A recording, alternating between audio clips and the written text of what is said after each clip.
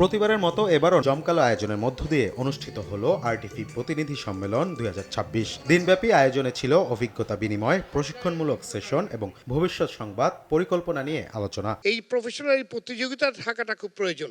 এ সময় সংবাদ পরিবেশনে আরও দায়িত্বশীল, বস্তুনিষ্ঠ ও মনোযোগী হওয়ার নানা দিক নির্দেশনা দেন আরটিভির কলাকুশলীরা। আমরা পিছিয়ে থাকতে চাই না।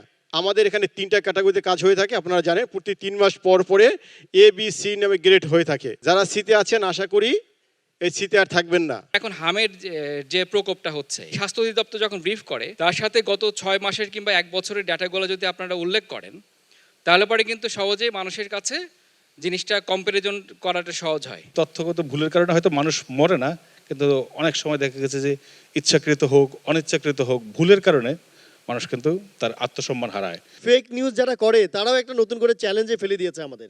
আরটিভি যদি প্রকৃত তথ্য দিতে দেরি করে ফেলে, তাহলে ওই যে আরটিভি লোগোর মতো আঁকা বাঁকা যে আরেকটা চ্যানেল আছে, ও কিন্তু এই অডিয়েন্সের কাছে আগে গিয়ে পৌঁছে যাবে। আপনারা যদি এই ক্লোজড ফ্রেমটা যদি দেন, তাহলে দুইজনের ফ্রেমটা কিন্তু সমান হবে বক্সে। আপনার পিছনে সানটা, এই জন্য আপনার ফেস লাইট নাই, আপনাকে স্ক্রিনে দেখাই যাচ্ছে না, বোঝাই যাচ্ছে না, আপনার ফেসটা পুরো ডার্ক হয়ে গেছে। আপনি এমন একটা লাইভ দিচ্ছেন, কিন্তু আপনাকে আমার মূল সাবজেক্ট যেটা অ্যাজ এ রিপোর্টার আপনাকেই দেখা যাচ্ছে না, তাইলে আমার স্ক্রিন কোয়ালিটি নষ্ট হচ্ছে না।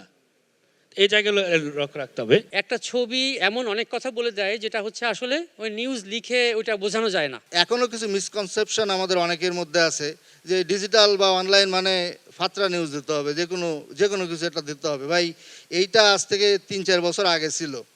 যখন ডিজিটালটা রাইজ করছে শুরুর দিকে, তখন আপনি ফাত্রা নিউজ দিয়েও ভাই গ্রোথ পাইতে পারতেন বা আপনি পাবলিকের অ্যাট্রাকশন নিতে পারতেন। সেই সময়টা এখন আর নাই।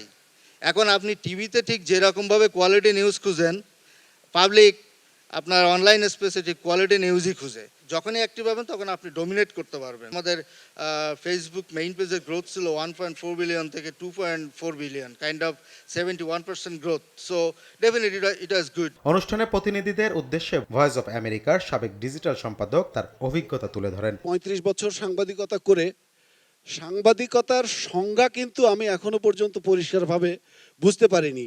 আরটিভির head of news Ilias Hossain বলেন, সাংবাদিকতা শুধু খবর পরিবেশনের মধ্যে সীমাবদ্ধ নয়, তা হতে হবে মানুষের অধিকার, কল্যাণ ও সমাজের বৃহত্তর স্বার্থের পক্ষে। সরকারের অনেক টাকা নয়সয় হয়ে থাকে, বা যা যা বলতে চেয়েছিল ওই অনুষ্ঠানে তা আসলে হয়নি, খালি কাগজে আছে। দ্যাট নিউজ, সেটাকে যদি আপনি পেক করে নিউজ বানাতে পারেন, তাহলে সেটা দেশ জাতির কিছু কাজে লাগবে, আপনারটাও মনে থাকবে। আরটিভির প্রধান নির্বাহী কর্মকর্তা সৈয়দ আশিক রহমান জানান, দেশের প্রতিটি জেলা প্রতিনিধি আরটিভির শক্তি ও ব্র্যান্ডের গুরুত্বপূর্ণ অংশ। প্রতিষ্ঠানকে আরো সমৃদ্ধ করতে সঠিক, দ্রুত এবং বস্তুনিষ্ঠ সংবাদ পরিবেশনে প্রতিনিধিদের আরো নিবেদিত হওয়ার আহ্বান জানান। আপনারা হলো আরটিভির ফেস, আপনারা ব্র্যান্ড অ্যাম্বাসেডর অফ আরটিভি।